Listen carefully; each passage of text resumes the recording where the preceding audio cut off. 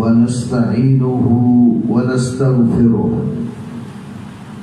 ونعوذ بالله من شرور أنفسنا ومن سيئات أعمالنا من يهده الله فلا مضل له ومن يضلل فلا هادي له وأشهد أن لا إله إلا الله وحده لا شريك له وأشهد أن محمدا عبده ورسوله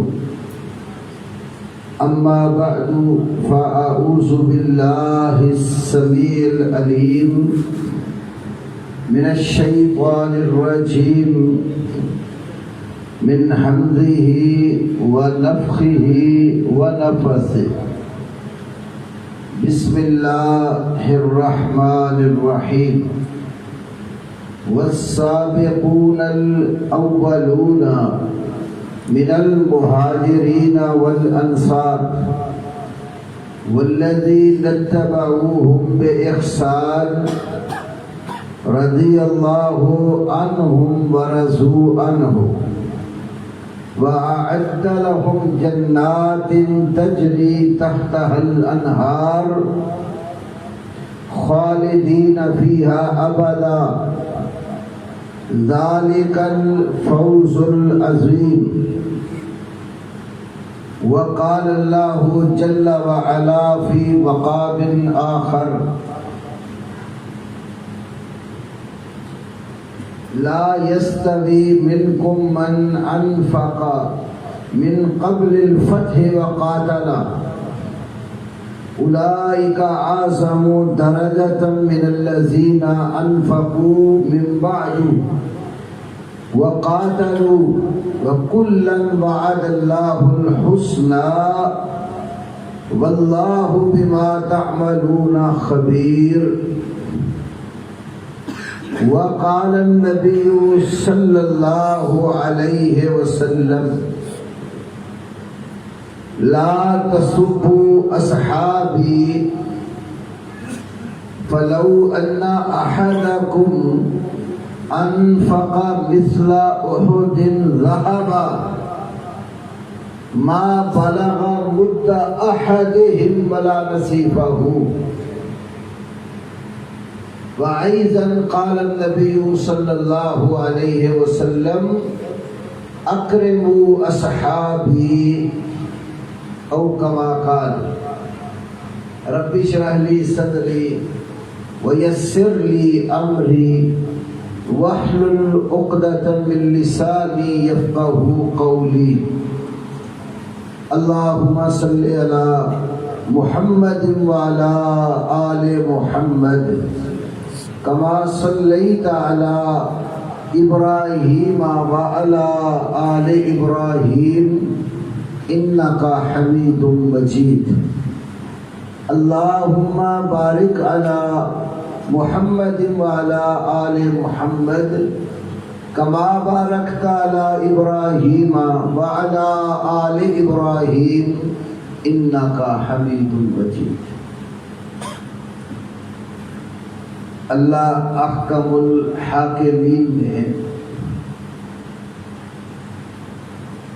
دنیا کو دین اسلام کی دعوت پہنچانے کے لیے تمام نبیوں کے آخر میں جس ہستی کو بھیجا وہ ہمارے آخری نبی سید الاولین والآخرین امام الانبیاء والمرسلین شفیع الموحدین حضرت محمد کریم صلی اللہ علیہ وسلم ہیں. آپ صلی اللہ علیہ وسلم پر اللہ تبارک و تعالی نے نبوت اور رسالت کو ختم کر دیا.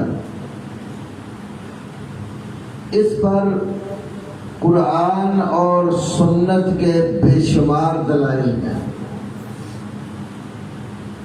ما کان محمد ابا احد من رجالکم ولکن رسول اللہ و خاتم النبیین۔ محمد صلی اللہ علیہ وسلم، محمد تمہارے مردوں میں سے کسی کے باپ نہیں ہے، کیونکہ رسول اللہ صلی اللہ علیہ وسلم کی اولاد میں سے کوئی بیٹا مردانگی کی عمر کو نہیں پہنچا۔ آپ صلی اللہ علیہ وسلم کی اولاد سیدہ خدیجہ رضی اللہ تعالی عنہا سے ہوئی، 4 بیٹیاں اور 3 بیٹے۔ بعض نے 3 کی بجائے 4 کا بھی ذکر کیا، اور یہ ساری اولاد سیدہ خدیجہ سے تھی۔ ایک بیٹا ابراہیم آپ کی باندی ماریہ قبطیہ رضی اللہ عنہا سے ہوا۔ نبی صلی اللہ علیہ وسلم کی اولاد، آپ کی ازواج اور آپ کے اصحاب اور اصحار سب کی عزت اور اکرام کرنا مسلمانوں پر لازم اور ضروری ہے۔ بعض لوگ رسول اللہ صلی اللہ علیہ وسلم کی بیٹیوں کا انکار کر دیتے ہیں، حالانکہ یہ مسئلہ اہل السنہ اور روافض کے ہاں 4 صدی ہجری تک اتفاقی رہا ہے۔ ان کے گروہ میں سے بھی کسی نے انکار نہیں کیا۔ 4 میں آ کر ابو القاسم الکوفی نے ایک کتاب لکھی، الاستغاثہ فی بدع الثلاثہ۔ حضرت علی رضی اللہ عنہ کے علاوہ باقی 3 خلفاء کی رد میں کتاب لکھی ہے۔ تو اس نے آ کر نبی صلی اللہ علیہ وسلم کی ان 3 بیٹیوں کا انکار کیا، جبکہ ان کے رجال کی کتابوں میں سے عبداللہ مامکانی کی جو رجال کی کتاب ہے، رجال مامکانی، اس کے اندر بھی یہی بات موجود ہے کہ فریقین کی کتب نبی صلی اللہ علیہ وسلم کی 4 بیٹیوں کے تذکرے سے بھری پڑی ہے، اور سب سے پہلے اس بندے نے آ کر انکار کیا، اور باقاعدہ ان کے رجال کی کتاب پر موجود ہے۔ یہ فاسد المذہب شخص ہے۔ ہمارے ہاں بھی علی صحابہ میں، اسد الغابہ میں، معرفت الصحابہ میں، جو ہمارے محدثین نے صحابہ کرام کے حالات پر کتب لکھی، ان میں بالخصوص اور کتب حدیث میں بالعموم آپ کی حضرت فاطمہ کے سوا دیگر بیٹیوں کا ذکر بھی موجود ہے۔ ان کے ہاں بخاری اور مسلم کے مقابلے میں جو حدیث کی کتاب سمجھی جاتی ہے وہ الاصول من الکافی ہے۔ ابھی ایک تازہ کلپ آیا ہے، اسلام آباد میں ان کے کچھ بوڑھے مولویوں نے میٹنگ کی ہے، اور اس میں یہ بات باقاعدہ تسلیم کی ہے کہ بخاری مسلم کے مقابلے میں ہماری کتاب اصول من الکافی ہے۔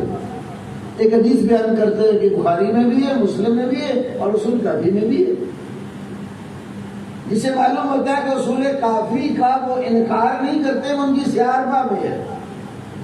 اور جو نسخہ ایران سے چھپا ہے اس کی جلد اول کے ابتدا میں انہی کے لوگوں نے لکھا ہے محمد بن یعقوب کلینی نے جب یہ کتاب لکھی تو اس نے 12ویں امام کے پاس غار میں جا کر پیش کی.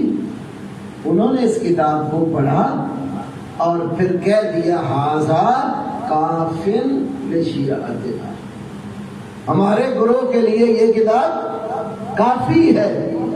اس لیے اس کا نام ہی کافی رکھا. 2 جلدیں اس کی الاصول من الکافی، 5 جلدیں الفروع من الکافی، 1 جلد کتاب الروضہ من الکافی ہے.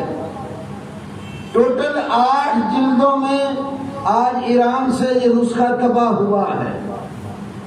اس کی جلدوں میں نبی صلی اللہ علیہ وسلم کی سیرت کے ضمن میں یہی بات لکھی ہوئی ہے کہ آپ صلی اللہ علیہ وسلم کے اعلان نبوت سے پہلے سیدہ خدیجہ کے بطن سے زینب، رقیہ اور ام کلثوم، اور اعلان نبوت کے بعد فاطمہ الزہرا رضی اللہ عنہن پیدا ہوئی ہیں.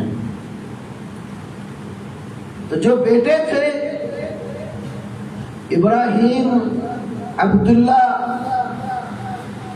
قاسم، بعض نے عبداللہ ہی کی جگہ پر طیب اور طاہر ذکر کیا، اور بعض علماء نے کہا کہ ان کے القاب ہیں. بہرحال اتفاقی میں صورت میں 3 پر تو سب کا اتفاق. کوئی بیٹا بھی رسول اللہ صلی اللہ علیہ وسلم کا جوان نہیں ہوا، حتیٰ کہ جس دن آپ کا بیٹا ابراہیم فوت ہوا تو آپ صلی اللہ علیہ وسلم نے اپنے بیٹے ابراہیم کو اٹھایا ہوا اور آنکھوں سے غم کی وجہ سے آنسو نکل آئے تو فرمایا کہ ابراہیم انا بفراقک لمحزونون، سونا نہیں مجھے کو، میں تھوڑے واسطے ایڈی دور آیا نہیں، سو کے چلے جانا، میری گل سمجھ نہیں آئی. ٹھیک ہے، اگر طبیعت آرام کو ملنے کے پیچھے جا کے آرام کرو، اتنے بہنا تو جا کے بہنا. میرے سامنے کام از کم کوئی پتہ نہ سمجھے تو میرے اندر سستی رہتی. اصل میں ہم لوگ بزرگوں یہ سمجھتے ہیں، صحیح بخاری کتاب العلم میں یہ مسئلہ موجود ہے کہ اگر سامعین کو اکتا رہے ہونا تو ان کو درس نہیں دینا چاہیے. خطیب ہمارے کئی ایسے ہوتے ہیں جو تقریر شروع کری، تقریر آئی ہوتی ہے کر کے رہنا ہوتا ہے، ساری مسجد خالی ہو جائے تقریر پوری کر کے جاتے ہیں. ہمارا یہ مزاج نہیں ہے. جب تک آپ چستی کے ساتھ، شوق کے ساتھ سنیں گے، سنائیں گے، آپ کو سستی چڑھ جائے گی تو فارغ مجلس کی دعا پڑھے کر مجلس ختم کر. تو بہرحال آپ کیا فرماتے ہیں، ابراہیم تیری جدائی کی وجہ سے ہم غم زدہ ہیں. کمال شخصیت تھی رسول پاک صلی اللہ علیہ وسلم کی. ہماری جماعت کا ایک رسالہ صراط مستقیم کے نام پر برمنگھم برطانیہ سے نکلا کرتا تھا. اس میں ایک دفعہ ایک مضمون طبع ہوا، ایک غیر مسلم عیسائی، کوئی پڑھا لکھا آدمی تھا، اس نے اسلام کا مطالعہ شروع کیا تو اسے صحیح بخاری پڑھنے کے لیے دی گئی. وہ بخاری پڑھتے ہوئے اس حدیث پر آیا، جب نبی علیہ السلام کا بیٹا فوت ہوا تو لوگوں نے کہا، اس دن گرن لگا ہوا تھا، تو لوگوں نے کہا کہ آج اللہ کے نبی کا بیٹا فوت ہوا اس لیے گرن لگا ہوا ہے. آپ نے اسی موقع پر خطبہ دیا، لوگوں سن لو، ان الشمس والقمر آیاتان من آیات اللہ لا ينكسفان لموت احد ولا لحیاتہ. سورج اور چاند دونوں اللہ کی نشانیوں میں سے نشانیاں ہیں. کسی شخص کی موت یا زندگی کی وجہ سے ان کو گرن نہیں لگتا. وہ یہ حدیث پڑھ کے حیران ہو گئے. کس وجہ سے؟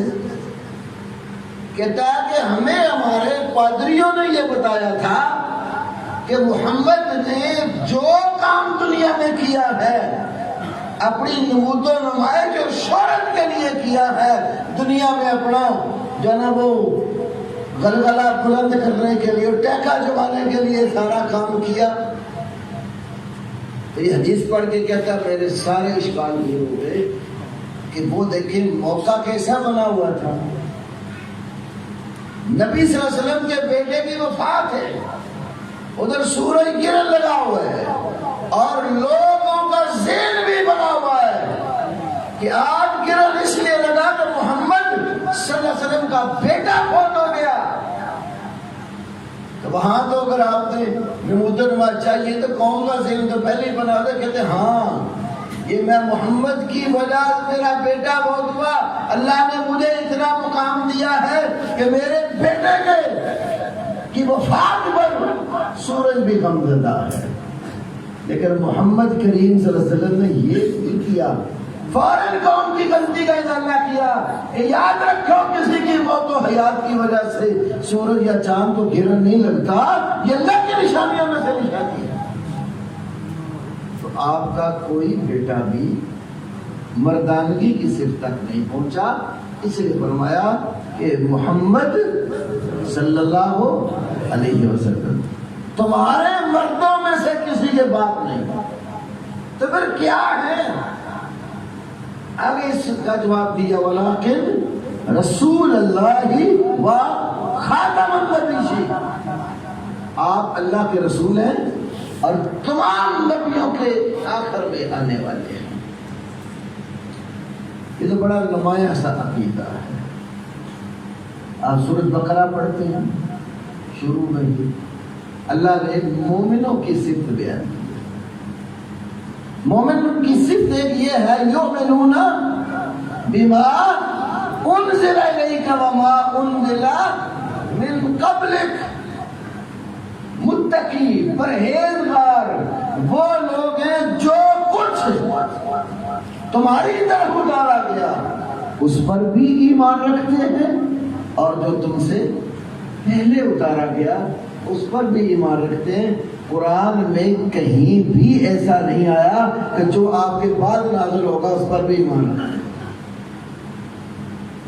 اگر آپ کے بعد تو وہی آنی ہوتی تو مومنوں کی صفت میں ہوتا نا کہ جو آپ کے بعد اتارا جائے گا اس پر بھی ایمان رہے گا۔ یہاں سے معلوم ہوتا ہے کہ اللہ نے قرآن کی ابتدا میں بتا دیا وحی کا سلسلہ محمد کریم صلی اللہ علیہ وسلم تک ہے، اس کے بعد کسی پر کوئی وحی نہیں آئے گی۔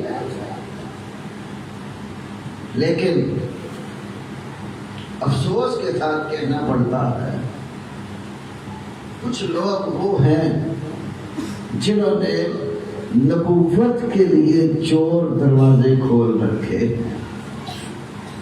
گروہ بہت سارے ہیں، میں صرف ایک کا ہی تذکرہ کروں،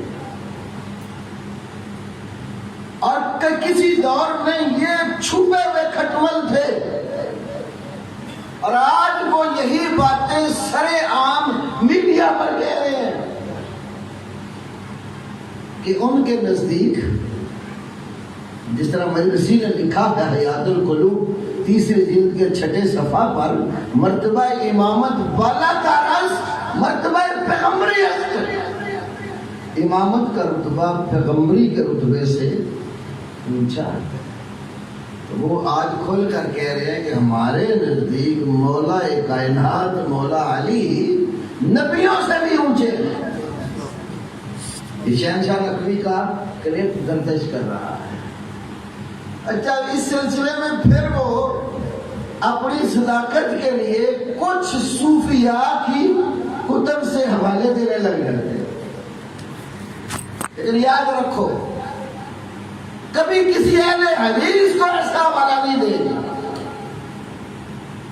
انہیں پتا ہے کہ یہ جعلی بناوٹی وسیع روایات کو ماننے والے لوگ ہی نہیں ہیں۔ گجرانوالہ میں وانڈو کے قریب ایک گاؤں میں ایک دفعہ ان حضرات سے مناظرے کی بات چیت چلی تو میں شرائط لکھنے کے لیے گیا۔ دوسری طرف سے پیچھے شرائط لکھانے والا اس وقت تاج الدین حیدری ان کا زندہ تھا، جس کو یہ تاج المناظرین کہتے تھے، وہ بھی آیا ہوا تھا، آگے اس نے اپنا کچھ ذکر کیا۔ میں نے کاغذ پینسل اپنے ہاتھ میں رکھا اور اللہ کا شکر ہے جس مناظرے بھی ہم گئے ہیں نا تو میں کوشش کرتا ہوں کہ تحریر میں خود لکھ اور اپنی نگرانی میں اس کی نقل تیار کر کے دوسروں کو تک گڑبڑ نہ کرے. میرے پاس تقریباً 40-50 مناظروں کا ریکارڈ پڑا ہوا ہے تحریری، اصل ساری میرے پاس پڑی ہے. یہ میں اس لیے بات کر رہا ہوں کہ یہ جو میرے دوست احباب طالب علم بھائی کی سے گفتگو ہو تو اس کا ضروری خیال کرنا، ورنہ لوگ اسی میں تعریف کانٹ چھانٹ کر کے اپنی تحریریں بنا دیتے ہیں. بہرحال کاغذ پینسل میں نے پکڑا، میں نے بسم اللہ الرحمن الرحیم لکھا اور نیچے میں نے لکھا کہ یہ مناظرہ اہل الحدیث اور شیعہ حضرات کے درمیان ہوگا. اب وہ جو سبق پڑھا ہوا تھا میرے سامنے آ کر ذاکر صاحب نے، وہ کہتے ہیں لفظ حدیث میں لکھو، اہل سنہ لکھو. میں نے کہا ہم تو اہل حدیث ہیں، میں تو حدیث لکھوں گا. کہتے ہیں اہل سنت والجماعت اہل سنہ لکھو. میں نے کہا پھر میں لکھتا ہوں یہ مناظرہ اہل سنہ اور روافض کے درمیان ہے. کہتا ہم تو رافضی نہیں، ہم تو شیعہ ہیں. تو میں نے کہا ہمیں حدیث مناظرہ ہمارے ساتھ کرنا ہے تو اہل حدیث لکھیں گے. اور اس کے پتہ ہے مجھے تم کیوں جان چھڑا رہے ہو، نہیں تیار ہوئے اس لفظ کے ساتھ. میں نے کہا جس نے آپ کو سبق پڑھایا نا پیچھے بیٹھے اس کو اٹھا کے لا میرے سامنے، اسے یہ بتا دیں کہ اہل سنہ لفظ لکھ کر آپ صوفیاء کے اور بریلوی اور دوسرے لوگوں کے حوالہ جات ہمارے مقابلے میں نہیں پیش کر سکتے. ہمارے سامنے پیش کرنا ہے تو اس روایت کو اور اس حدیث کو آپ پیش کر سکتے ہیں جو ہمارے محدثین کے قواعد اور ضوابط کے مطابق صحیح ہو. صورت دیگر ہم ایسی روایت کو مانتے ہی نہیں جو پایا ثبوت تک نہیں پہنچتی. اب اس نے کیا کیا، اپنا یہ عقیدہ کہ امامت نبوت سے بالا ہے، اس کو ثابت کرنے کے لیے کہا کہ اہل سنہ کی کتابوں میں حدیث ہے علماء امتی کا انبیاء بنی اسرائیل. میری امت کے علماء بنی اسرائیل کے نبیوں کی طرح ہیں، اور اہل بیت سے بڑے علماء کون ہو سکتے ہیں.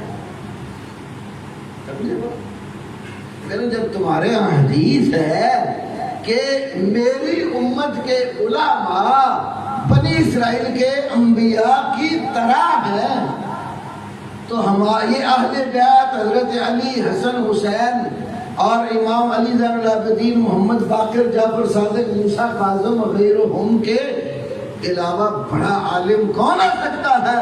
تو اصل علم ہی ان لوگوں کے پاس ہے، لہذا یہ انبیاء بنی اسرائیل سے بھی اعلیٰ ہوئے کہ یہ تو بڑے علماء ہیں. میں نے کئی جگہوں پر یہ روایت پیش کرنے والے لوگوں کو دعوت دی ہے جن کی کتابوں میں مجھے بھائیوں کا نام نہیں لینا تو ان کا نام نہیں لیتا. حافظ آباد میں نے ختم نبوت کانفرنس میں بھی کہا کوئی مائی کا لال پورے ذخیرہ حدیث میں سے صحیح تو دور کی بات ہے حسن لغیرہ ہی تک پہنچنے والی اس کی کوئی اسانید پیش کر دے ہم اس کی بات مان جائیں گے. اور آج تک کوئی پیش نہ کر سکے نہ کر سکے گا.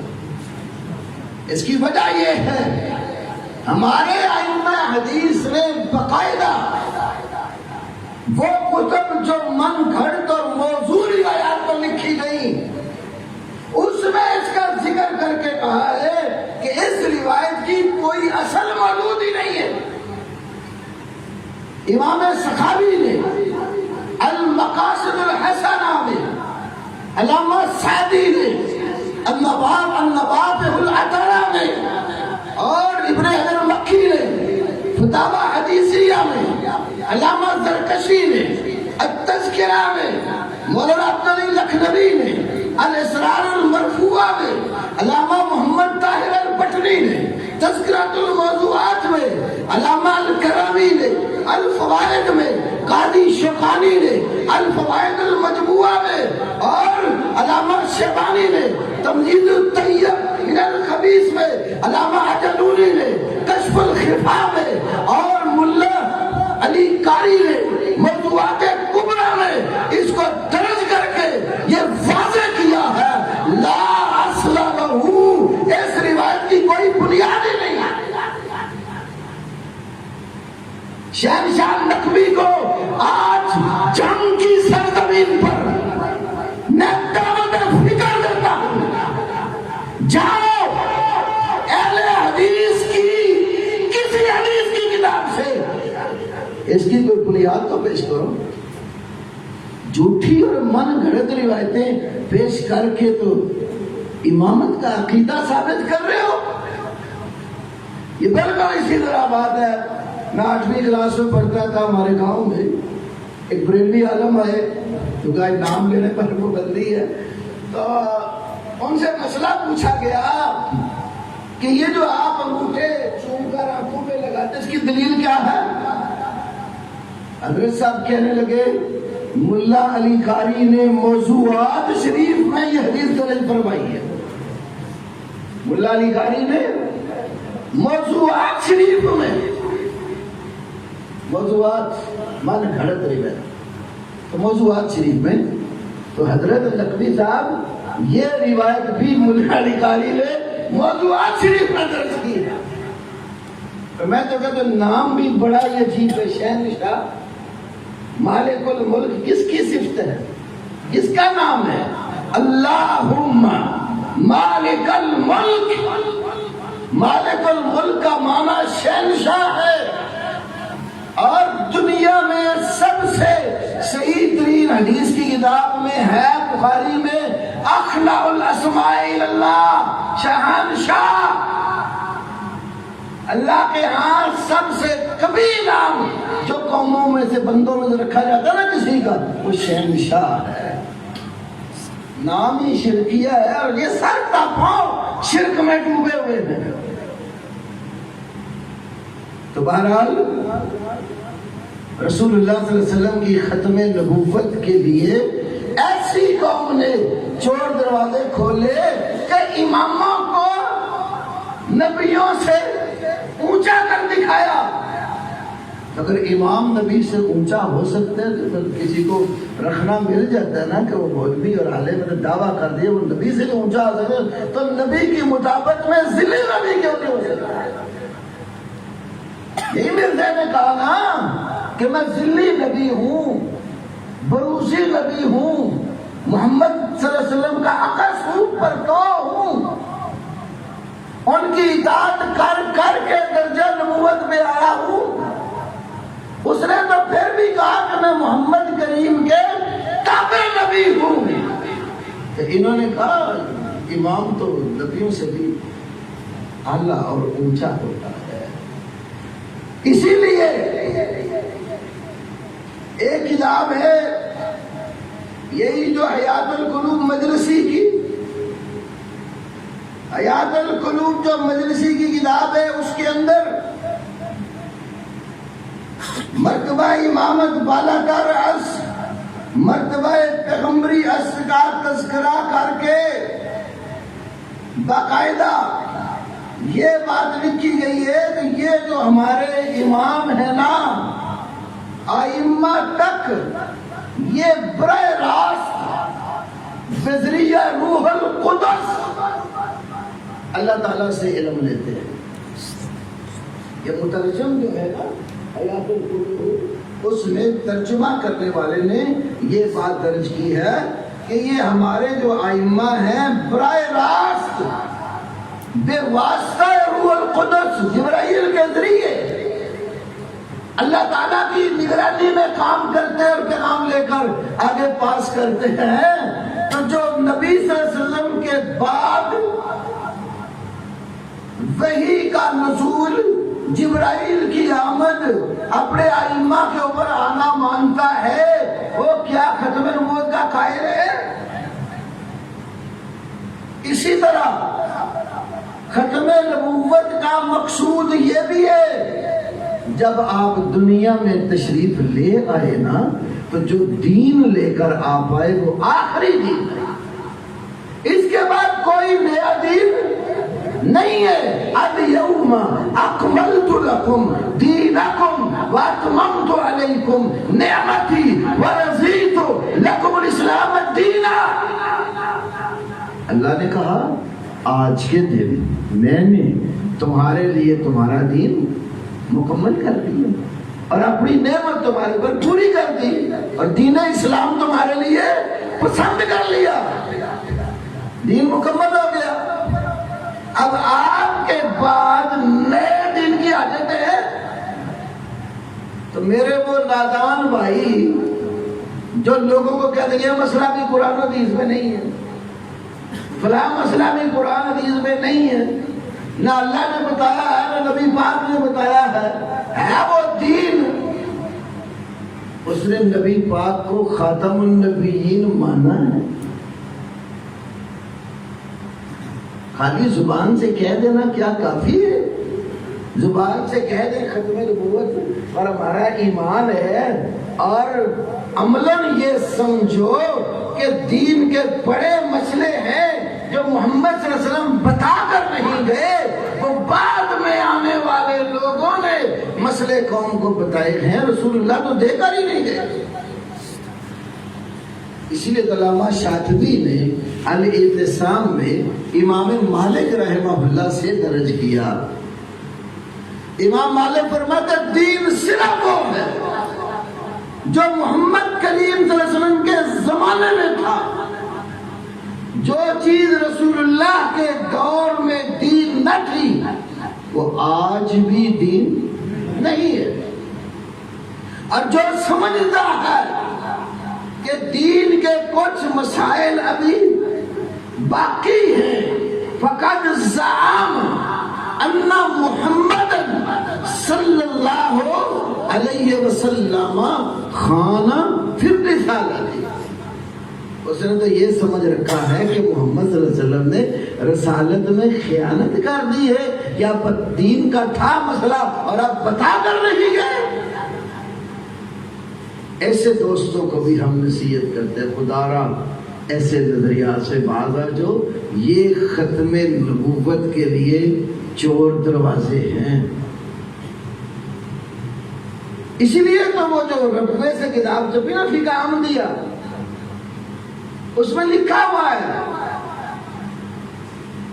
کہ ہم فقہ احمدی سے ہی تعلق رکھتے ہیں، اس میں یہ بڑا واضح لکھا ہے کہ جس طرح قاضی ابو یوسف اور امام محمد رحمت اللہ علیہ دونوں نے یا دیگر جو ہے نا وہ امام صاحب کے شاگردوں نے بعض مسائل میں امام ابو حنیفہ رحمہ اللہ سے اختلاف کیا، تو وہ فقہ حنفی سے خارج نہیں ہے۔ قاضی ابو یوسف بھی تو حنفیوں میں جاتے ہیں، امام محمد بن حسن شیبانی بھی، ظفر بن حدیل بھی، تو وہ لوگ اختلافی مسائل امام صاحب کے ساتھ رکھنے کے باوجود فقہ حنفی میں داخل یا خارج، تو کہتے ہیں کہ اگر چند مسائل میں مرزا صاحب نے اختلاف کر لیا یہ بھی خارج ہے۔ یہ فقہ احمدیہ 2 جلدوں میں ربوہ سے چھپی ہے، اس کے اندر بطور استدراک یہ نوٹ قادیانیوں کے مربیوں نے لکھا ہے، ان کی ایک پوری جماعت نے مل کر یہ کتاب تیار کی بھی کام دیا۔ یہ چور دروازے ہیں، ان سے اجتناب کیا جائے۔ پھر رسول اللہ صلی اللہ علیہ وسلم جب دار فانی سے چلے گئے، سب سے بڑا مجاہد ختم نبوت اگر کوئی تھا وہ عبداللہ بن عثمان ابو بکر بن ابی قحافہ رضی اللہ تعالی عنہ تھے۔ جو ہی مسند خلافت سنبھالی اور کچھ لوگ دعویٰ نبوت کے لیے کھڑے ہو گئے تو ان کی سرکوبی کس نے کی؟ سیدنا صدیق اکبر رضی اللہ عنہ، مسلمہ قذاب، اس طرح کے جو لوگ بعد میں ان کے دور میں کچھ لوگ اٹھے تو لشکر باقاعدہ تیار کر کے منکرین ختم نبوت کے ساتھ جہاد صدیق اکبر میں کیا، آج اس مجاہد ختم نبوت کے بارے میں لوگ ہرنا سرائی کرتے اور نام حب علی کا، نعرہ محبت علی کا، نعرہ مکتب اہل بیت کا۔ بھائی کبھی اہل بیت کو آپ نے پڑھا بھی ہے کہ ان کا صدیق اکبر کے بارے میں اور دیگر صحابہ کے بارے میں کیا نقطہ نظر تھا؟ آپ کے نزدیک مکتبہ اہل بیت کی پہلی اینٹ، پہلا جو پلر اور بنیاد سیدنا علی ہیں رضی اللہ تعالی۔ حضرت علی کا کیا عقیدہ ہے صحابہ کے بارے میں، بالخصوص صدیق اکبر کے بارے میں؟ چند حوالے میں اپنے حدیث کی کتب سے کچھ حوالے اپنے بھائی تو میں ان کو نہیں کہتا، صحابہ کے دشمنوں کی طرف، جو صدیق کا نہیں ہے وہ ہمارا کہاں ہے؟ یاد رکھو آپ کے نزدیک قرآن کے بعد سب سے صحیح کتاب کون سی ہے؟ صحیح البخاری۔ کس نے لکھی ہے؟ امام محمد بن اسماعیل البخاری نے۔ شیخ زیارمان عبدالرحمن زیار صاحب بیٹھے، اللہ ان کی زندگی برکت صحت و عافیت سے نوازے۔ آپ شیخ سے پوچھ لیں پوری صحیح بخاری میں کسی رافضی سے کوئی امام بخاری روایت لائے؟ پوری صحیح بخاری کی 97 کتب، کتاب بدل وحی سے لے کر کتاب التوحید تک، انما الاعمال بالنیات سے لے کر سبحان اللہ و بحمدہ سبحان اللہ العظیم والی حدیث تک، جتنے راوی صحیح بخاری میں ہیں ایک بھی رافضی نہیں ہے۔ کیوں نہیں؟ بزرگوں نے بات کیا تھی بھائی لگا تنقید سے نکل گیا تو میں نے کہا چلو آپ کو میں یہ بھی سمجھا۔ امام بخاری ان کو یہودیوں اور عیسائیوں کی طرح سمجھتے تھے۔ امام بخاری کی کتاب خلق و افعال العباد، اس میں لکھتے لا ابالی صلیت خلف الجہمی اب الرافضی او صلیت خلف الیہودی والنصرانی۔ امام بخاری کہتے ہیں کسی رافضی یا جہمی کے پیچھے نماز پڑھوں یا یہودی اور عیسائی کے پیچھے لا ابالی، میں کوئی پرواہ کو کچھ سمجھے؟ تو جس کو ہمارے ائمہ حدیث ایسے سمجھتے ہیں کہ وہ ہمارے بھائی قتل نہیں ہے۔ انشاءاللہ میں اس پہ اور دلیل دوں گا، آپ کو ذرا توجہ رکھیں۔ عرض میں کیا کر رہا تھا کہ 12 امام جو ان لوگوں نے مقرر کیے ہوئے ہیں، اور ان میں پہلے امام کون ہے؟ حضرت علی رضی اللہ تعالی عنہ۔ ہم جس طرح صدیق اکبر سے محبت کرتے ہیں، فاروق اعظم سے محبت کرتے ہیں، عثمان غنی سے محبت کرتے ہیں، اسی طرح ہی حضرت علی اور حسن و حسین اور سیدہ فاطمہ اور ان کی اولاد اور ذریت سے محبت کرتے ہیں۔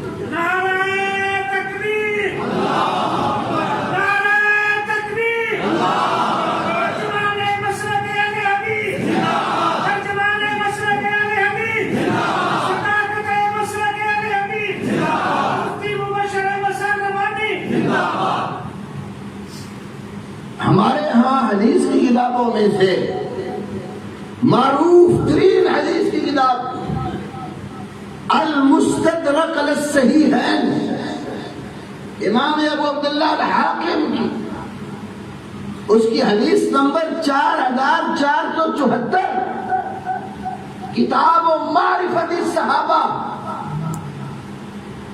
اس میں یہ بات درج ہے کہ جس وقت ابو بکر صدیق رضی اللہ عنہ کو خلیفہ بنا دیا گیا اور سیدنا علی اور سیدنا زبیر رضی اللہ تعالی عنہما انہوں نے تھوڑی سی ناراضگی کا اظہار کیا. ناراضگی یہ نہ تھی حضرت علی کی کہ خلافت میرا حق ہے، یہ نہیں تھی. حدیث کے الفاظ ہیں ما غضبنا الا انا قد اخرنا للمشاورۃ. ہمیں ناراضگی صرف اتنی ہے کہ مشورے میں ہمیں پیچھے رکھا گیا، مشاورت میں ہمیں بھی ساتھ رکھتے. اور ساتھ پھر حضرت علی اور حضرت زبیر نے اپنا عقیدہ نقطہ نظر کیا پیش کیا؟ وَإِنَّا نَرَى أَبَا بَكْرٍ أَحَقُّ النَّاسِ بِهَا بَعْدَ رسول اللہ صلی اللہ علیہ وسلم. مولا علی فرماتے ہیں ہم یہ سمجھتے ہیں کہ رسول اللہ کے بعد خلافت کا سب سے زیادہ حق ابو بکر صدیق کا ہی ہے. احق الناس بہا بعد رسول اللہ. بھائی کیوں وہ خلافت کے حقدار؟ وجہ بتائیے. انہو لصاحب الغار، وہ نبی صلی اللہ علیہ وسلم کے غار کے ساتھی.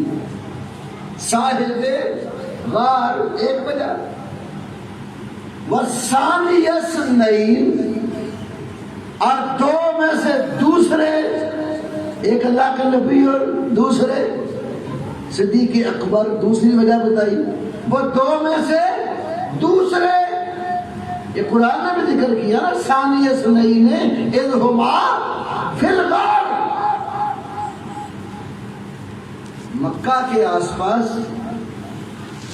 سب سے بلند جو پہاڑ ہے اس کے اوپر غار ثور ہے.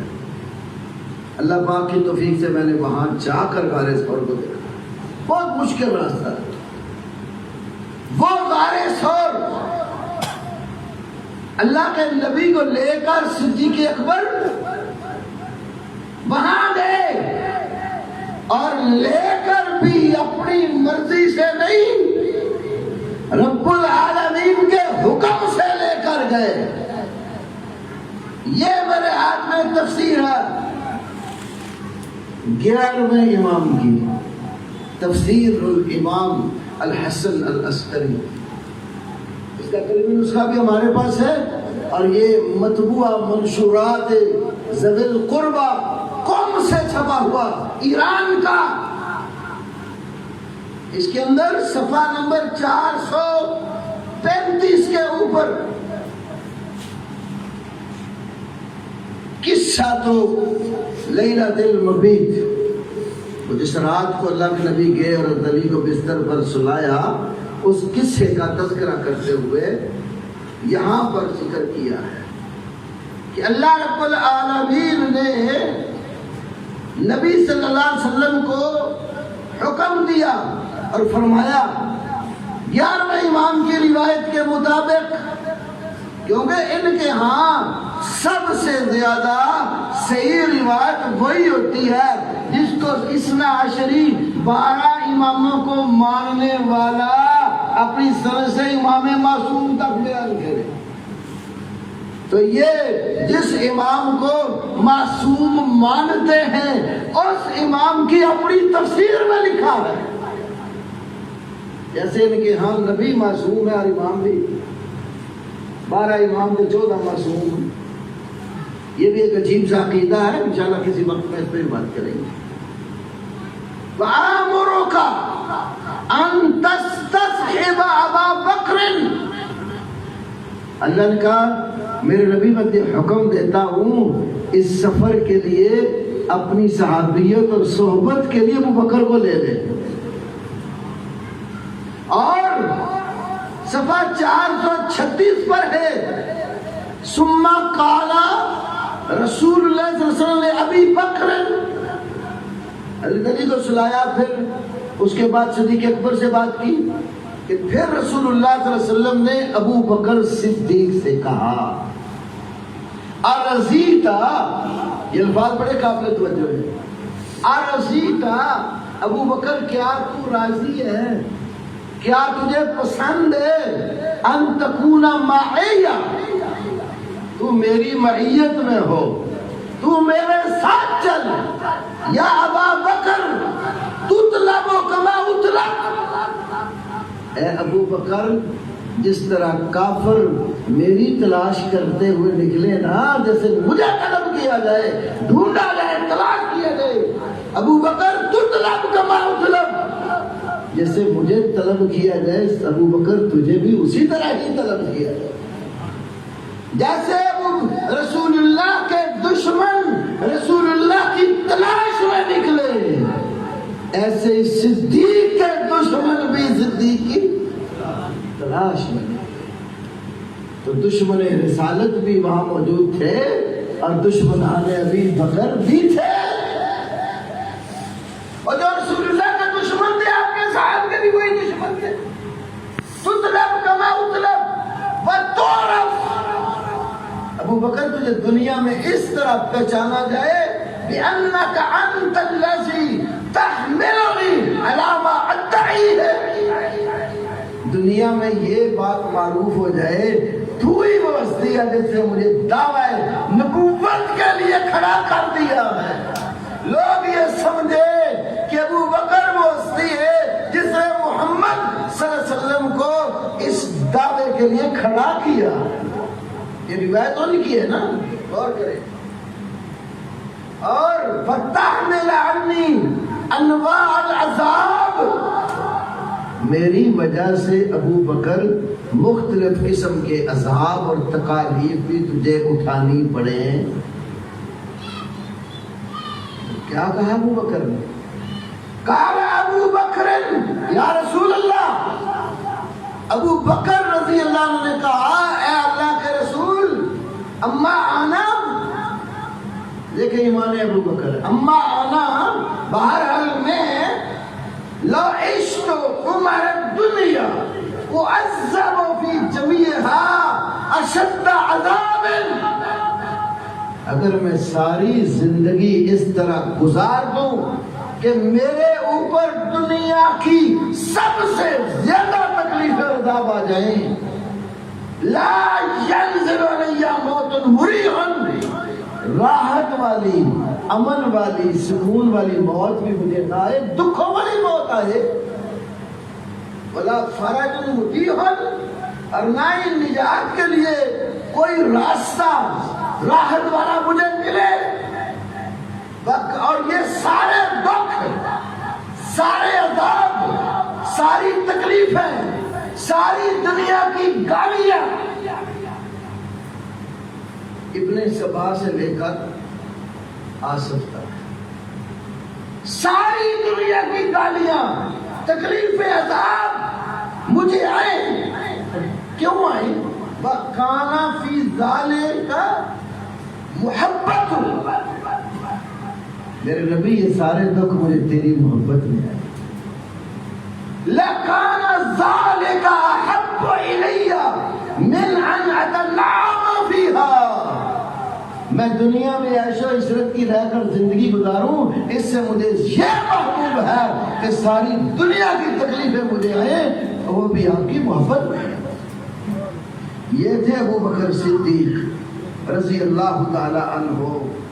وَهَلْ أَنَا وَمَالِي وَوَلَدِي إِلَّا فِدَاؤُكَ، فرمایا کہ میں خود، میرا مال، میری اولاد، میرا نبی، سب کچھ تجھ پر فدا اور قربان ہے۔ یہ ابو بکر صدیق تھے۔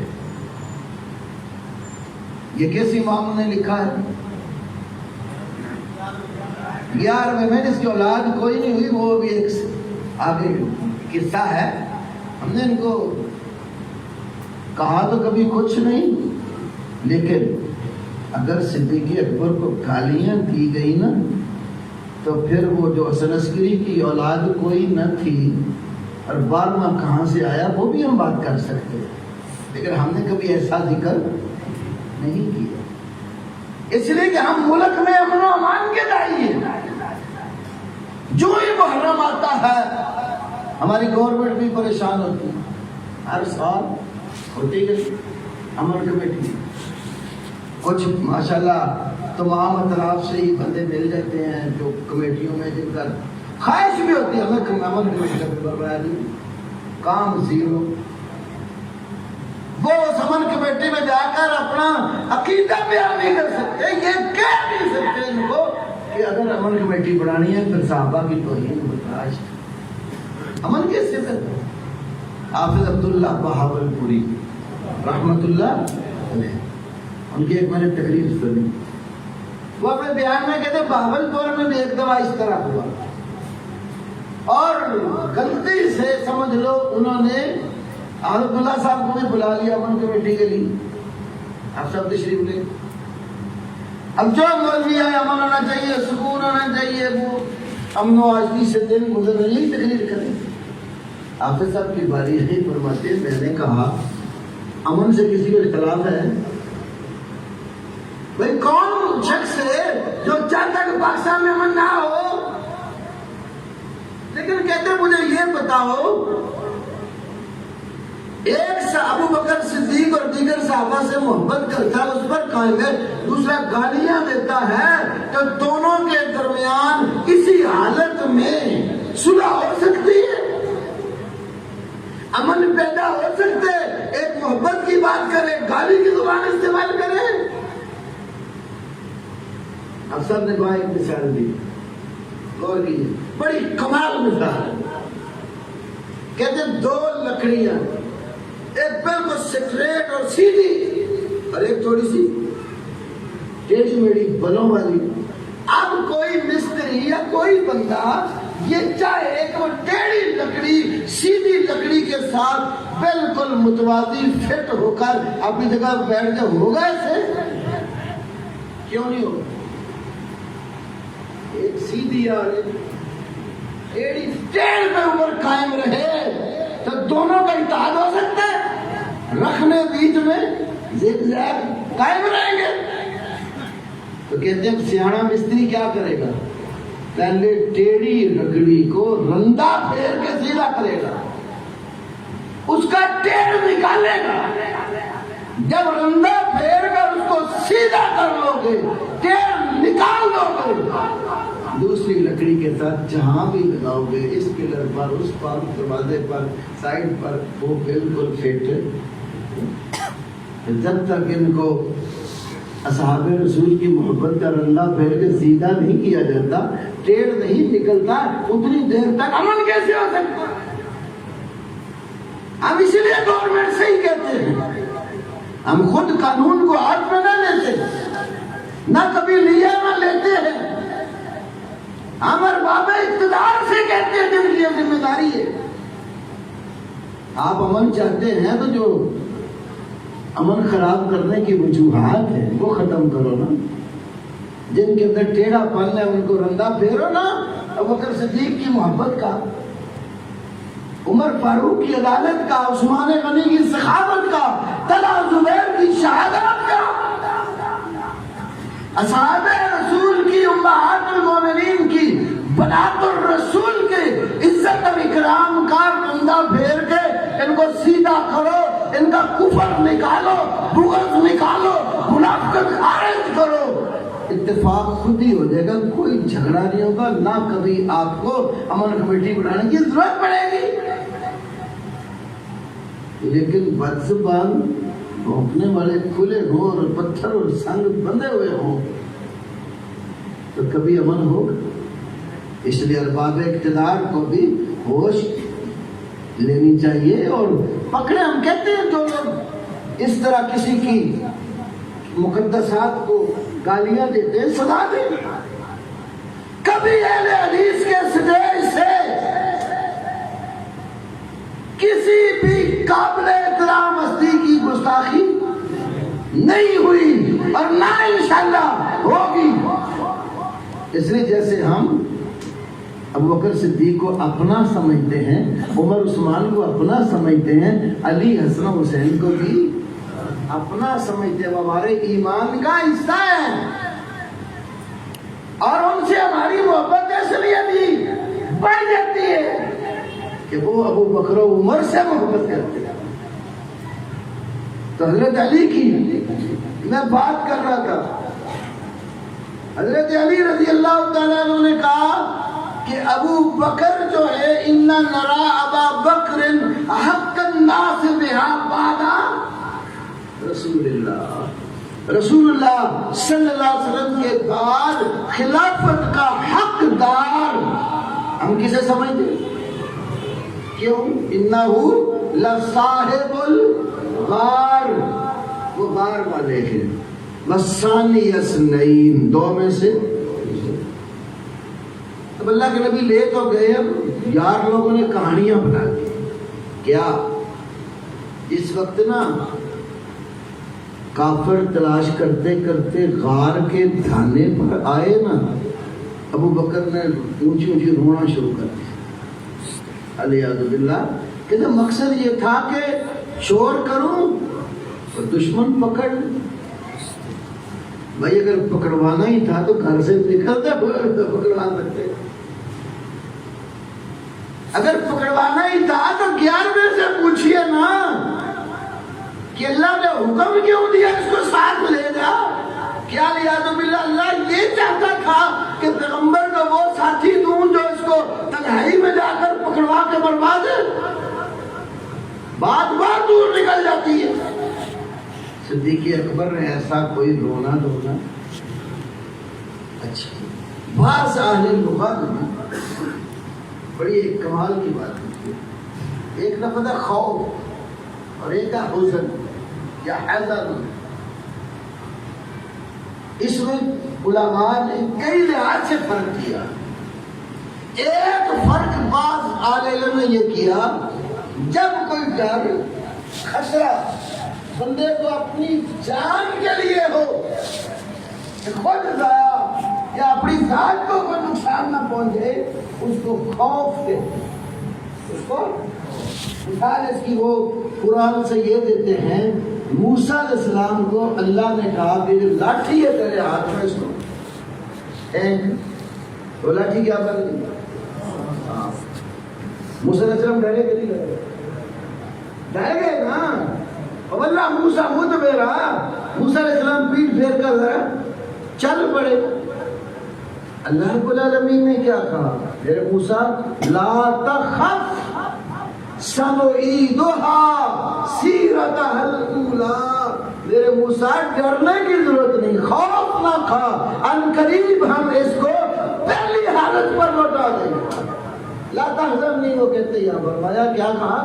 لا تخف، خوف نہ کھا، کیونکہ انہیں اپنی جان پر لائے گا.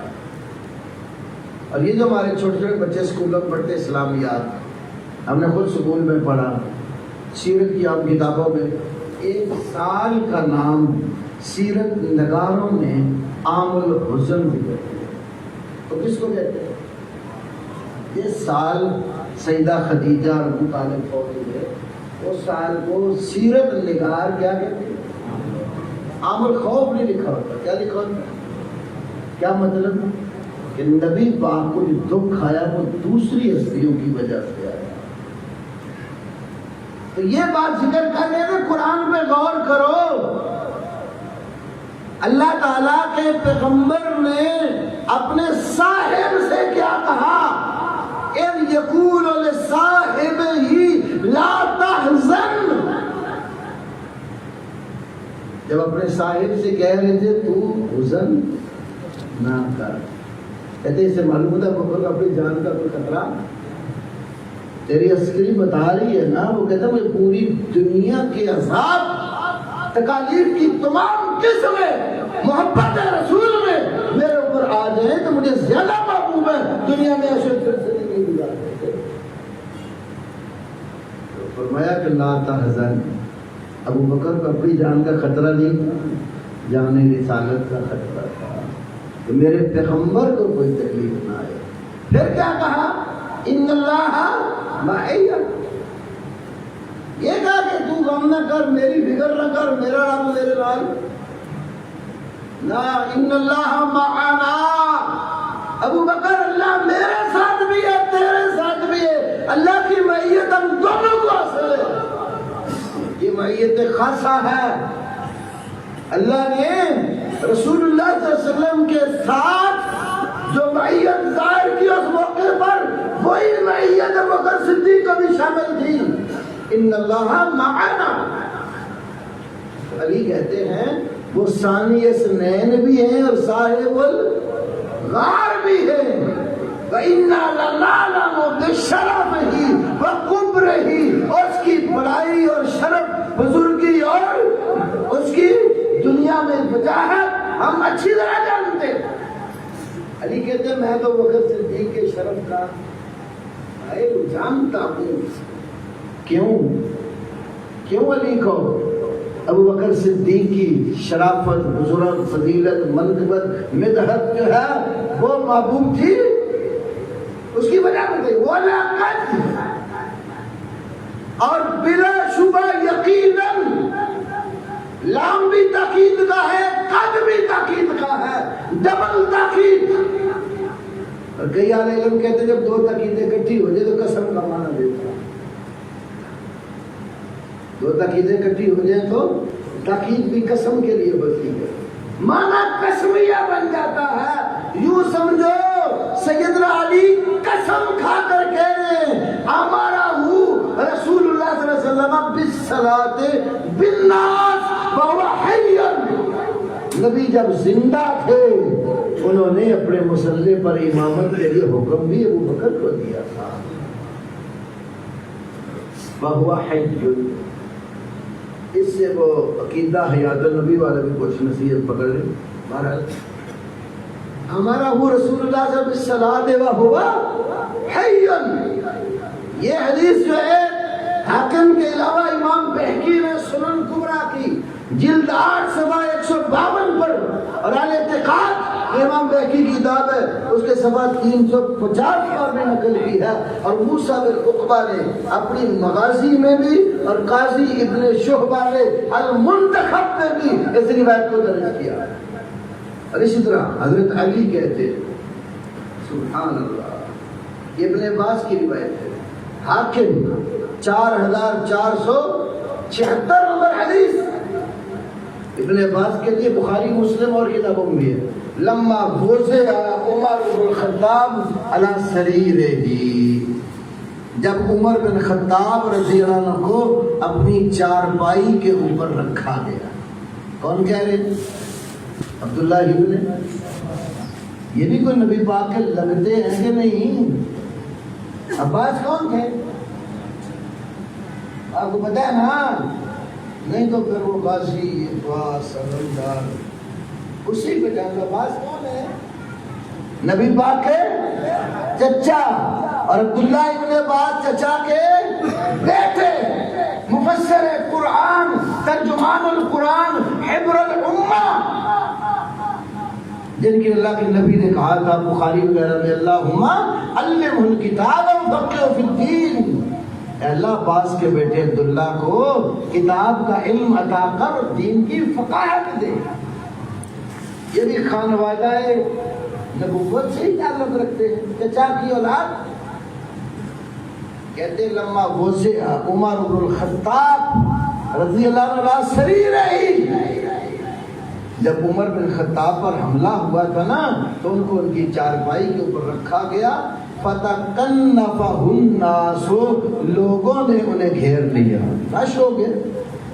خلیفۃ المسلمین پر حملہ ہوا ہے, چارپائی پر رکھا گیا, لوگوں نے گھیر لیا. یدعون لہ وانا فیہم. ابن عباس کہتے ہیں لوگ عمر بن خطاب کے لیے دعائیں کر رہے تھے اور میں بھی ان لوگوں میں شامل تھا. خانوادہ رسول تو شیخین کریمین کو دعائیں دیتے. ابھی میں یہ دعا والی بات کرنی ہے.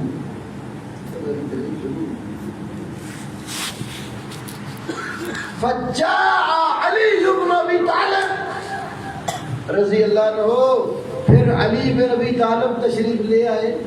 پہلے امام 11 لوگوں, حالانکہ وہ ہم بھی امام مانتے ہیں. ہمارا وہ نظریہ امامت نہیں جو ہوتا ہے. ہمارا امامت خلافت ایک ہی حکومت. علی آگے فقال، علی کہتے ہیں ان کنت لأظن ان یجعلک اللہ تعالی مع صاحبیک،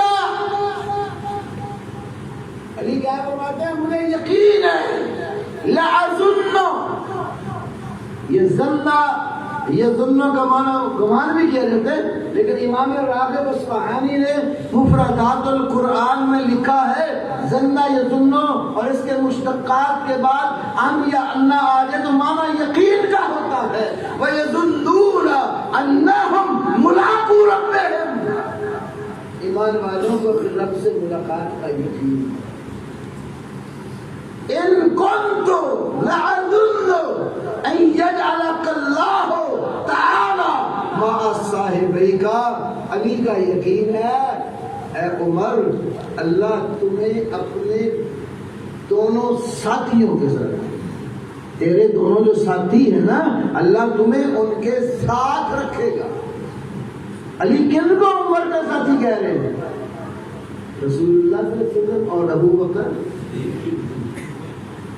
علی سمجھتے ہیں کہ رسول پاک بھی عمر کے صاحب اور ابو بکر بھی عمر کے صاحب، ان یجعلک اللہ تعالی مع صاحبیک، عمر تیرے جو دونوں ساتھی ہیں نبی اور صدیق، اللہ تمہیں ان کے ساتھ رکھے گا، یہ علی کا یقین ہے۔ کیوں؟ وجہ کیا ہے؟ علی کو یقین کیسے آیا؟ تمہیں تو نہ آیا نہ قیامت تک آنا ہے، لیکن جنہیں مولا کائنات کہتے ہو مولا علی کو یقین کیسے آیا؟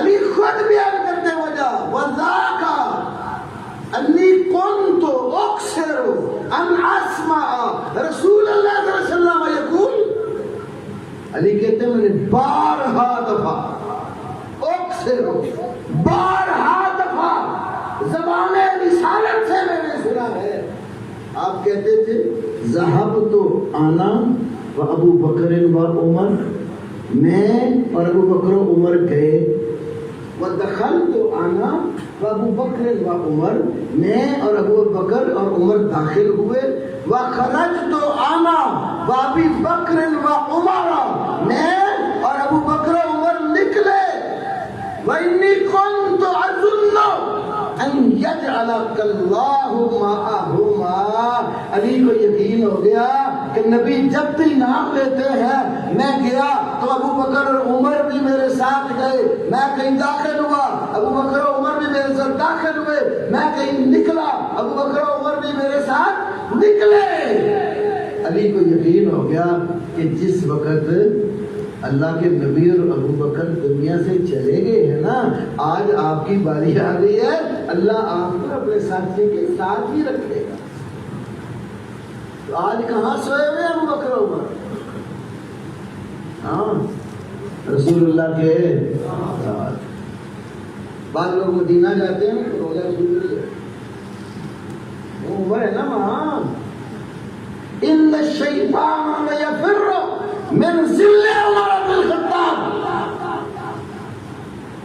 شیطان عمر بن خطاب کے سائے سے بھی بھاگتا ہے، جس گلی سے عمر گزر جاتا ہے شیطان راستہ بدل لیتا ہے، وہ بقی کے پاس باہر جالیوں کے پاس کھڑے ہو کر جاؤ اباہم شایعون، وہ اپنا رونا پیٹنا وہاں کرتے ہیں، ہمت ہی نہیں ہوتی وہاں کھڑے، کیوں وہاں کون ہے؟ ابو بکر اور عمر، کس کے ساتھ؟ وہ کہتے ہیں وہ چل رہے حکومت پہ قابض ہو گئے، دھکے سے وہاں دفنا دیا گیا۔ چلو ہم کہتے ہیں اگر دھکے سے وہ رسول اللہ کے ساتھ قبر میں چلے گئے نا، انشاءاللہ قیامت والے دن بھی تم دیکھتے رہ جاؤ گے، دھکے مار کر تمہیں وہ جنت میں بھی چلے جائیں گے۔ اللہ نے ان چاروں کو کمال مقام عطا کیا تھا، ان کی خلافت امارت عقلی منطقی فطری طور پر صحیح ہے، شرعی طور پر بھی صحیح ہے۔ پہلے دونوں خلیفہ رسول پاک کے کیا لگتے ہیں؟ سسر ابو بکر بھی رسول اللہ کے کیا لگے؟ سسر. عمر بھی پچھلے دو داماد. عثمان بھی داماد اور علی بھی ہیں کہ نہیں داماد؟ نہج البلاغہ کا نام سنا ہو؟ سبحان اللہ. یہ جو نہج البلاغہ ہے نا میرے پاس ایران کی قوم کی چھپی ہوئی منشورات دار الحجرہ کی، اس کا صفحہ نمبر 234. اللہ اکبر. علی کیا کہتے ہیں حضرت عثمان کو؟ کیا فرماتے ہیں؟ وَأَنْتَ أَقْرَبُ إِلَىٰ أَبِي رسول اللہ صلی اللہ علیہ وسلم. اور پیچھے پڑھ کے جہاں یہ فرمایا اے عثمان قد نلتا من سحرہی ما لم ینالا. یہ صفحہ 234 خطبہ نمبر 164 نہج البلاغہ. لکھا ہے علی کہتے ہیں عثمان قد نلتا من سحرہی ما لم ینالا. تجھے رسول پاک کی دامادی کا وہ شرف ملا ہے جو ابو بکر اور عمر کو نہیں ملا. علی بھی مان رہے ہیں کہ جیسے میں رسول کا داماد ہوں تو عثمان بھی داماد رسول ہے. تو پہلے دو سسر اور پچھلے دو داماد. سسر باپ کی منزلت پر ہوتا ہے اور داماد بیٹے کی منزلت پر ہوتا ہے. میرے رب نے کمال خلافت دی ہے. جو باپ کی منزلت پر تھے ان کو پہلا مقام دے دیا ہے، جو بیٹے کی منزلت پر تھے ان کو بعد والا مقام دیا ہے. پھر باپ کی منزلت والے دو ہیں، جس کی بیٹی عالمہ فاضلہ باقرہ طیبہ طاہرہ تھی اس کو پہلا مقام دیا ہے، اور جس کی بیٹی ان سے علم و فضل میں کم تھی ان کو دوسرا مقام دیا ہے. دامادوں میں سے بھی جس کے گھر میں دو بیٹیاں یکے بعد تھیں، دوہرا داماد تھا، اس کو پہلے خلافت دے دی ہے، اور جس کے گھر میں ایک بیٹی تھی اس کو بعد میں اللہ نے دے دیا. ایسا اللہ نے فروغ کا رشتہ رکھا ہوا. تو علی رضی اللہ تعالی عنہ کا عقیدہ میں نے آپ کے سامنے رکھا. ہمارے یہاں حضرت علی سے بہت ساری ابو بکر و عمر کے فضائل میں روایات ہیں. آئیے لگتے ہاتھ ذرا آپ کے گھر سے بھی کچھ تھوڑا سا ہو ہی جائے. تو یہ نہج البلاغہ صفحہ نمبر 98 نکال رہا ہوں اس کا. اللہ اکبر. اپنے ساتھیوں کو جو حضرت علی کی محبت کا دعویٰ کرتے تھے نا، یہاں ان کی مذمت کا بیان ہے. یہ خطبہ نمبر 69 1 کم 70 69، اور جو خطبہ نمبر 67 ہے 67 اس میں صحابہ کی فضیلت بیان کی. حضرت علی کہتے ہیں نبی پاک نے انصار صحابہ کے متعلق یہ وصیت کی ہے بین یقسنا الی مقصرہم ویتجاوز عن مسیئہم. جو ان میں سے احسان کرنے والے ہیں ان کے احسان اور نیکی کی قدر کی جائے، اور اگر کسی سے لغزش ہوئی ہے تو لغزش والوں سے درگزر. یہ حدیث ہمارے یہاں بھی ہے صحیح بخاری میں 3799 نمبر پر، اور صحیح مسلم میں بھی یہ حدیث جو 2510 نمبر پر موجود ہے، اور نہج البلاغہ میں یہ خطبہ نمبر 67 میں موجود ہے. اور جو نعرہ لگاتے تھے علی کی محبت کا، گالیاں دیتے تھے صحابہ کو، علی کیا کہتے ہیں؟ کم اداریکم کما تدار البکار العمیلہ. علی کہتے ہیں میں تمہارے ساتھ کتنی کی نرمی کروں، جس طرح یہ جو اونٹ کی کوہان ہوتی ہے نا، کھوکھلی ہوتی ہے اندر سے، ہڈیاں اس کی بالکل ختم ہو رہی ہوتی ہے نا، تو اس کوہان کو جب استعمال کیا جاتا ہے تو بڑے ہی نا دھیان سے کہیں ٹوٹ ہی نہ جائے. ایسے ہی بس سیاب المتداحبہ، وہ کپڑا جو پہن کے پرانا ہو گیا ہوتا ہے نا، اب ڈر ہوتا ہے اس کو پہنا، ادھر سے کھینچا تو ٹوٹ جائے گا، دوسری طرف سے کھینچا ٹوٹ جائے گا. کہتے ہیں جس طرح اونٹ کی کوہان اندر سے کھوکھلی ہو جاتی ہے اور اس کے استعمال جاتی ہے میں کتنی کی نرمی تمہارے ساتھ کروں. یا جیسے کپڑا جو ہے وہ پرانا ہو جاتا ہے, پہنا جاتا ہے, کلما حیست من جانب تحققت من جانب آخر, ایک طرف سے سلائی کا دوسری طرف ادھر جاتا ہے, اس کپڑے کی طرح میں تمہارا خیال کروں. کلما اطل علیکم منصر من مناصر اہل شام, اور میری محبت کا دم بھرنے والوں, جس وقت شامیوں کے لشکر تمہارے اوپر چڑھائی کرتے اور آتے ہیں, اغلق کل رجل منکم بابا, میری محبت کا دعویٰ کرنے والا تم میں سے ہر بندہ اپنا دروازہ بند کر دیتا. یہ بہادر لوگ دروازہ بند کر لیتے ہیں. وانحجر انحجار الزبۃ فی جوہرہا, جس طرح گو اپنے سوراخ میں گھس کر, اور وہ زبو فی بجارہا, بچو اپنے مسکن میں گھس جاتا ہے, ایسے ڈر کے بھاگ کے بلوں میں داخل ہو جاتے ہیں. کچھ سالوں تک تو بلوں میں ہی تھے. یہ مولانا عمران صاحب کی حکومت میں آ کر مسئلہ ہوا. اللہ اکبر. علی کہتے ہیں الذلیل واللہ, الذلیل واللہ من نصرتموہ, اللہ کی قسم ہے جس کی مدد میں تم کھڑے ہو جاؤ وہ ذلیل ہی ہوتا ہے. جس کی مدد میں تم کھڑے ہو جاؤ وہ ذلیل ہوتا ہے.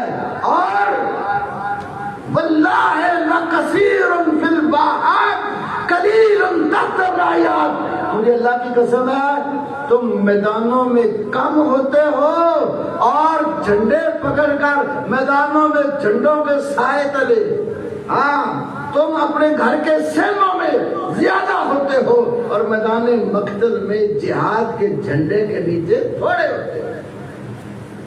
اور وَإِنِّي لَعَالِمٌ بِمَا يُصْلِحُكُمْ وَيُقِيمُ أَبَدَكُمْ, میں اچھی طرح جانتا ہوں تمہاری اصلاح کیسے ہو سکتی ہے, تمہارا ٹیڑھا پن کیسے نکالا جا سکتا ہے.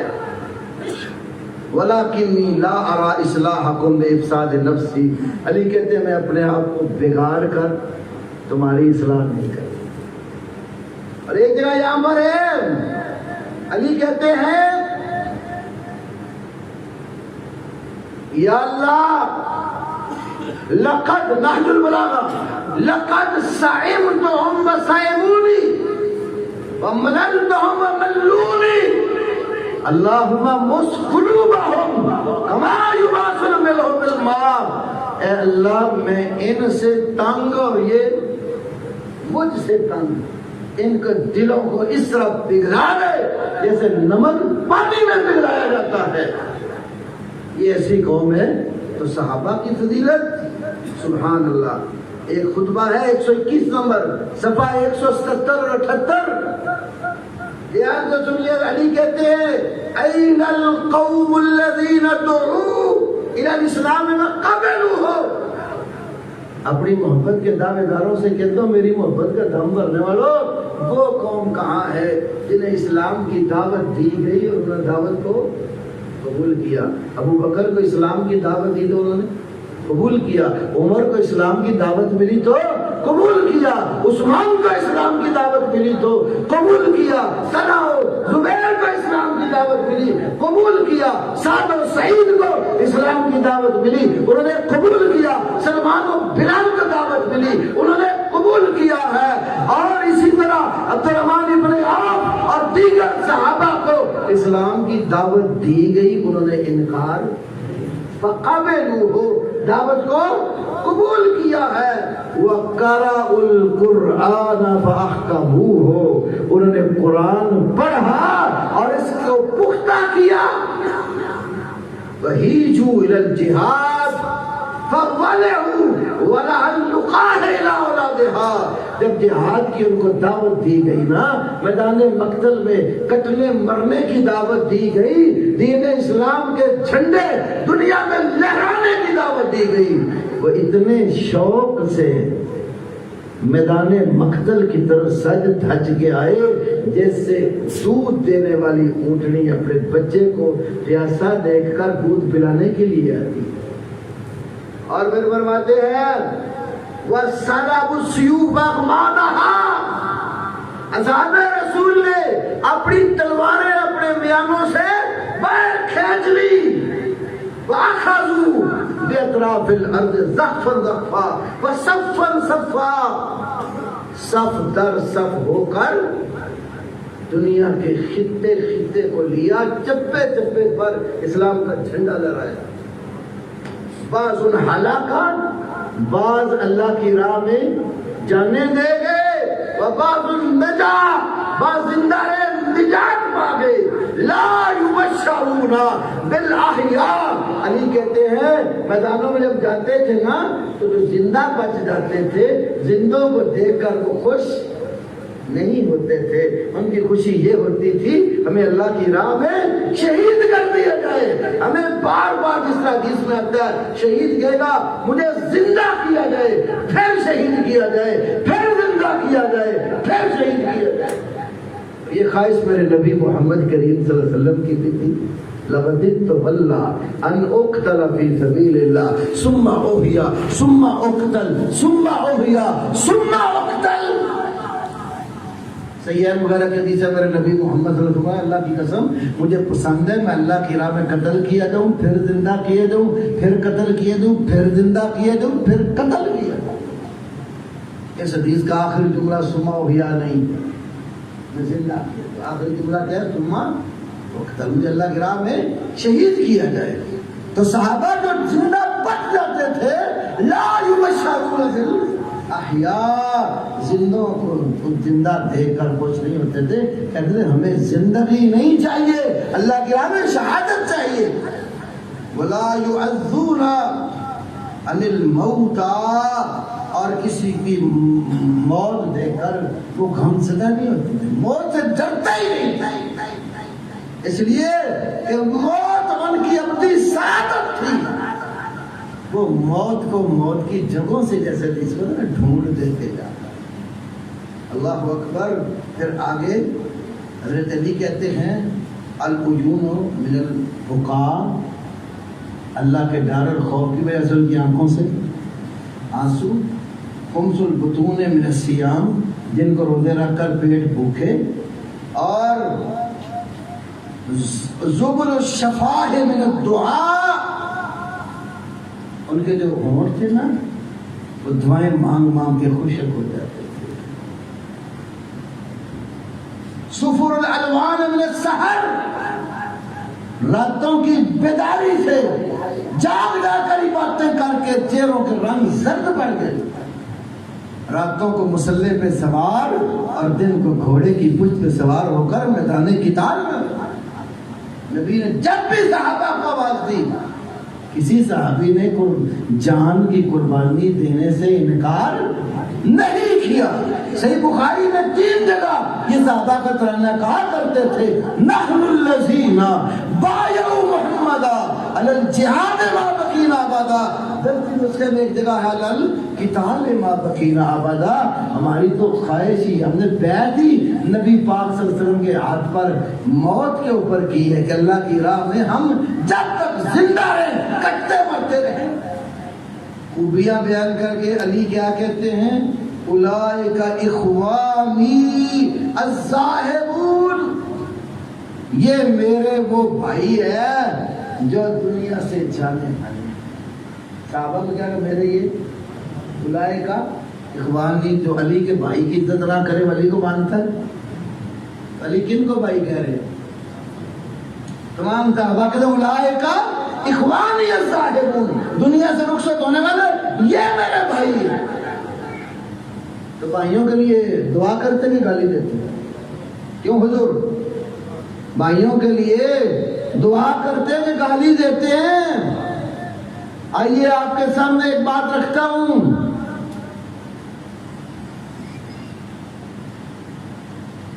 وہ جو 12 امام ہیں نا، ان میں سے ایک امام کا نام علی زین العابدین یا سجاد بھی ان کو کہتے ہیں، اور اشتہاروں میں بیمار کربلا بھی کہتے ہیں۔ وہ علی زین العابدین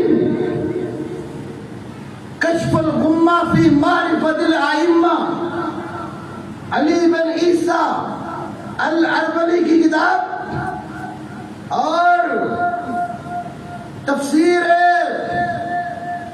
قرآن مقدس میں سے سورہ حشر کی آیات کی کیا تفسیر کی، کب؟ علی بن عیسیٰ عربلی کشف الغمہ فی معرفت الائمہ میں لکھتا ہے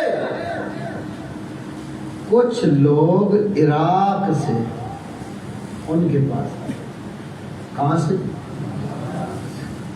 کوفے کے، یہ تو آپ نے سنا ہی نا، کوفی لا یوفی، یہ اکثر لوگ جو ایسے وہاں تھے نا، یہ نہیں کہ وہاں نیک بھی کوئی نہیں تھا، لیکن اکثر جن کی بے وفائیاں مشہور تھیں ان کی وجہ یہ جملہ مشہور ہو گیا، الکوفی، کوفے والوں نے کسی سے وفا۔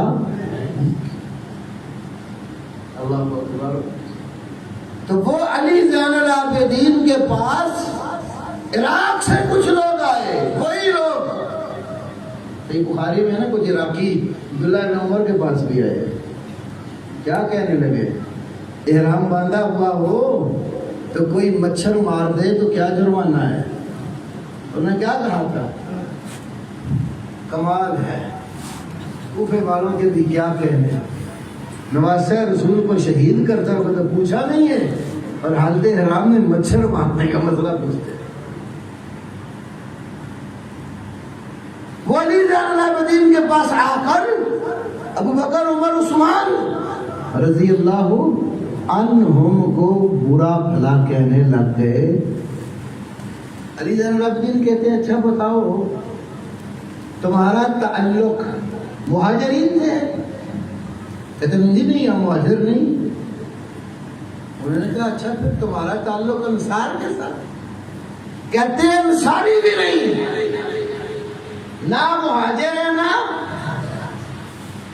علی زین العابدین کہتے ہیں پھر میں حسین کا بیٹا علی تمہیں یقین سے کہتا ہوں تم وہ بھی نہیں ہو جو مہاجر انصار کے بعد آنے والے۔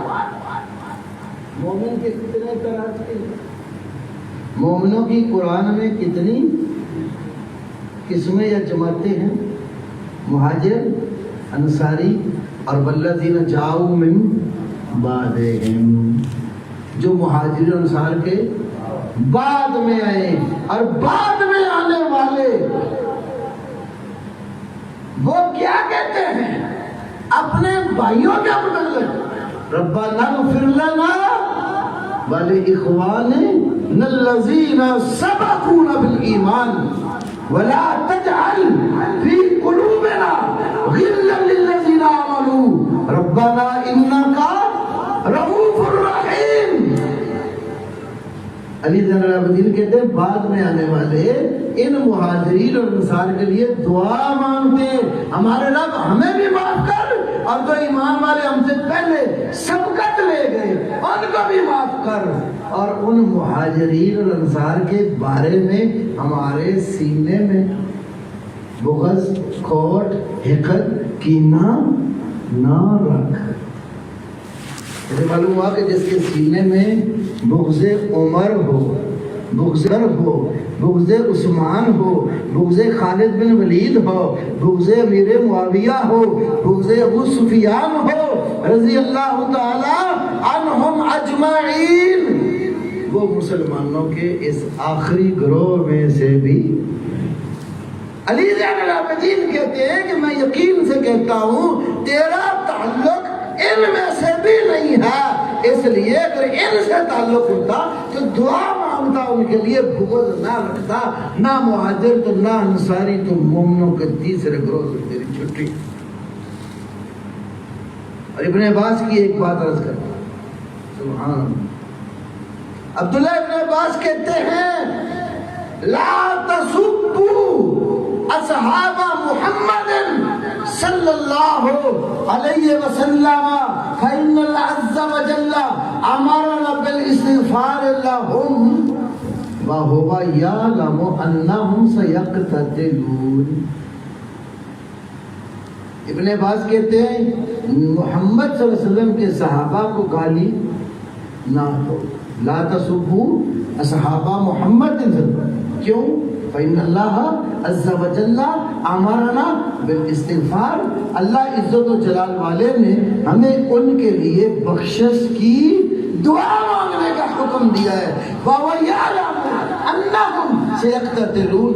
جس رب نے بخشش کی دعا مانگنے کا حکم دیا اس کو اچھی طرح پتا تھا کہ میرے بادل میں لڑائی ہو جائے گی. اس کے باوجود اس رب نے کیا کہا؟ ان کی لڑائی کو بنیاد بنا کے کہا لیا. تو یہ کون کہہ رہے ہیں؟ ابن عباس. کہاں لکھا ہے؟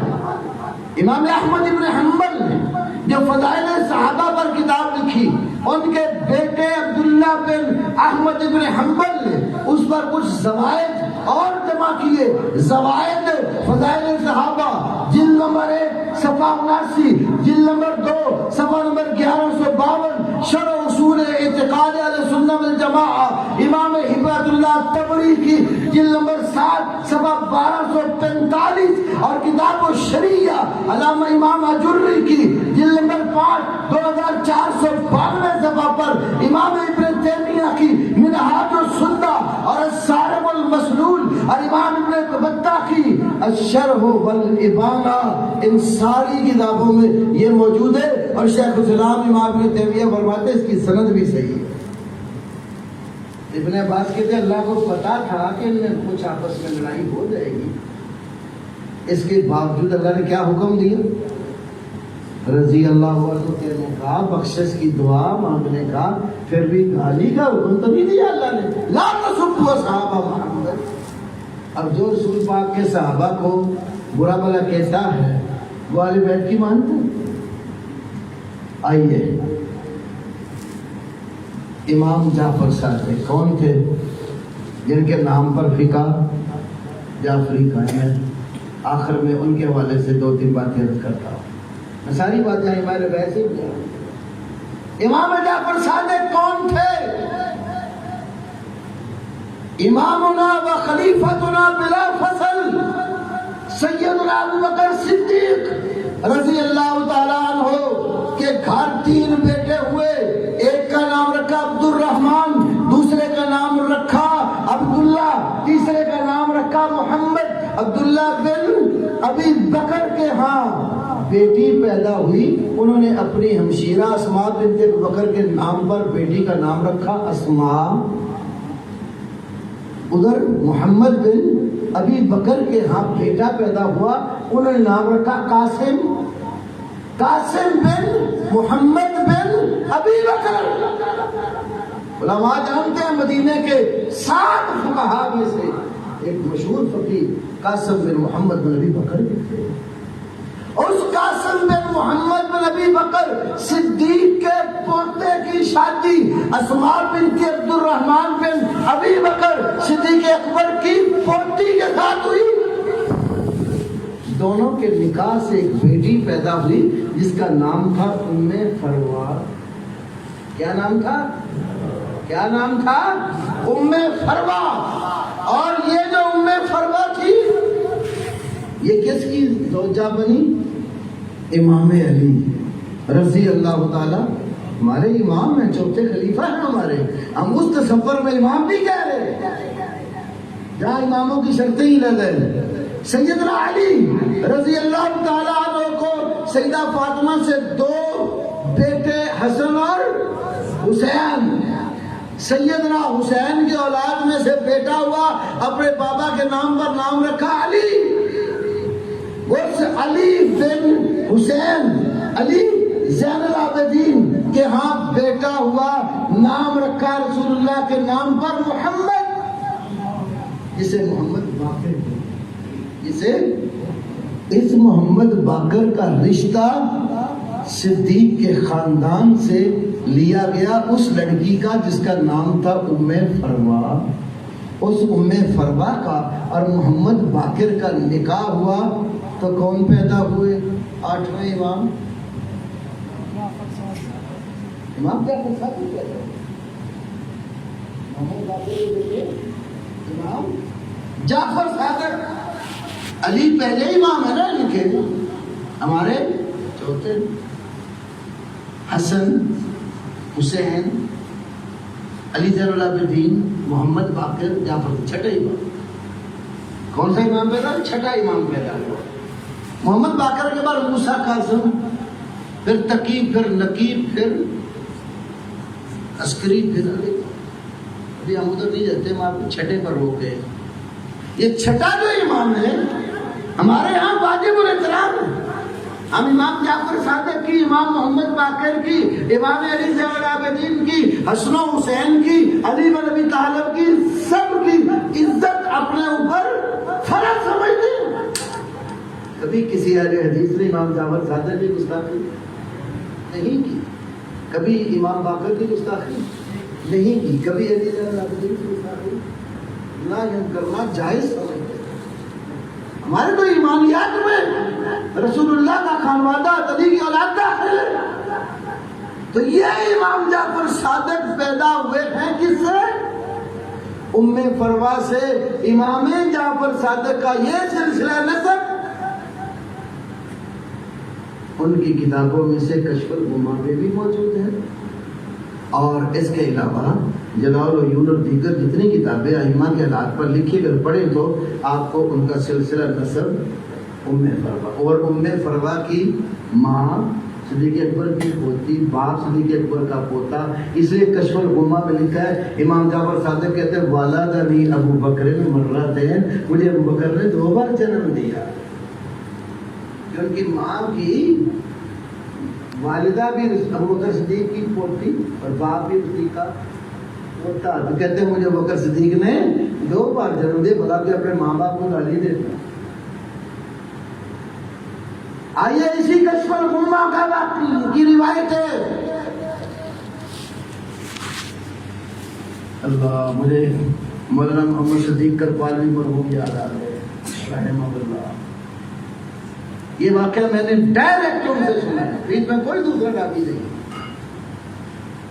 1987 کے شروع میں ان کے گھر گیا، بیمار تھے، ملاقات اور بیمار کرسی کے کئی واقعات سنا. ایک یہ واقعہ تھا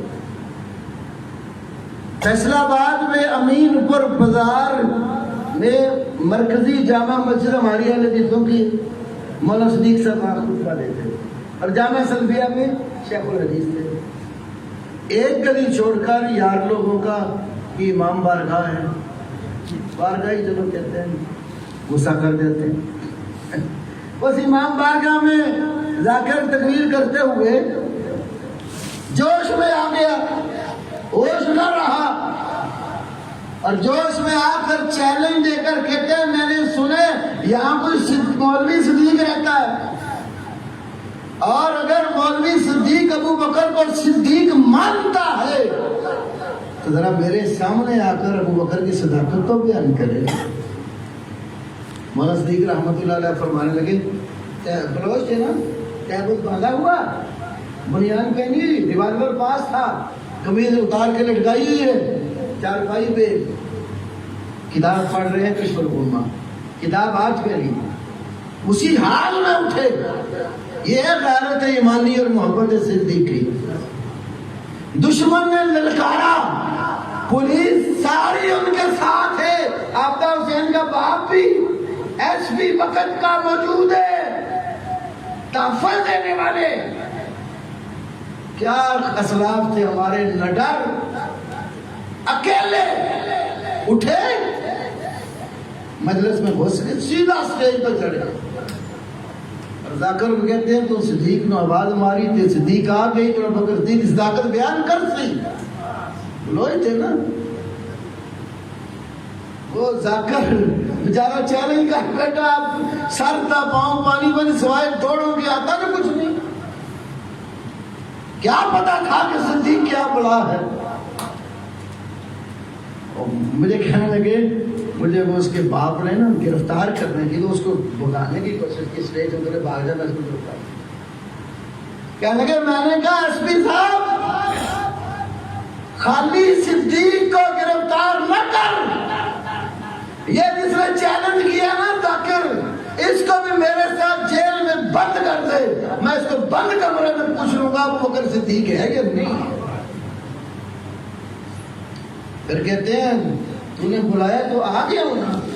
یہ کتاب تیری ہے، زبان میری ہے، انہیں کی محفل سنبھالتا، چراغ میرا ہے رات ان کی ہے، انہیں کے مطلب کی کیا رہا ہوں، زبان میری ہے بات ان کی ہے.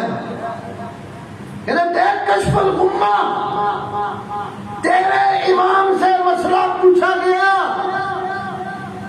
علی زین العابدین سے مسئلہ کیا پوچھا گیا؟ تلوار، اس کو سونے کی زیور پان دینا، اس سے راستہ کرنا جائز. اللہ اکبر. کیا کہا؟ قد حل ابو بکر الصدیق رضی اللہ عنہ سے کہتے ہیں جائز ہے.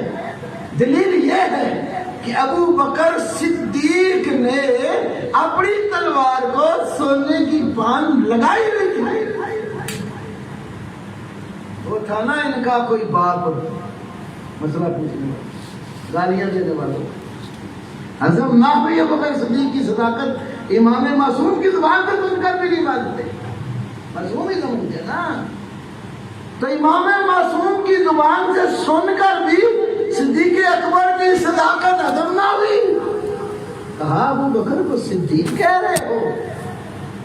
کمال امام تعالی بیت کا. اٹھے اپنی جگہ سے، فبصب بصبۃ واستقبل القبلہ، جلدی سے اٹھے اور قبلے کی طرف منہ کر کے کیا کہا؟ نعم صدیق، نعم صدیق، نعم صدیق، فمن لم يقل له الصدیق فلا صدق اللہ قولا له فی الدنیا والآخرہ. کہتے ہاں میں صدیق کہتا ہوں، ہاں ابو بکر کو صدیق کہتا ہوں، ہاں ابو بکر صدیق ہے. جو ابو بکر کو صدیق نہ مانے اللہ اس کی بات کو دنیا اور آخرت میں بھی سچا نہ کرے. کہ یہ دیکھا شوق 2 گھنٹے لگا تھا. مولانا صدیق صاحب نے ان کے سٹیج پر مجلس میں ابو بکر صدیق کی صداقت دے. جب سٹیج پہ چڑھے تو خطبہ پڑھا، وہ جتنے حدیثوں کے کاموں میں آواز پڑی سارے دوڑے چلے ہیں کہ مولانا کو واقعہ ہے کہاں کس مجلس میں آج چڑھ کے خطاب کر رہے ہیں. بڑے کمال شخصیت. ہمارے استاد محترم مفتی بیت اللہ پیر صاحب نے ان کی دلیری کا ایک اور مجھے واقعہ سنایا بخاری پڑھتے ہوئے. فیصلہ آباد میں نا ایک مولانا سردار صاحب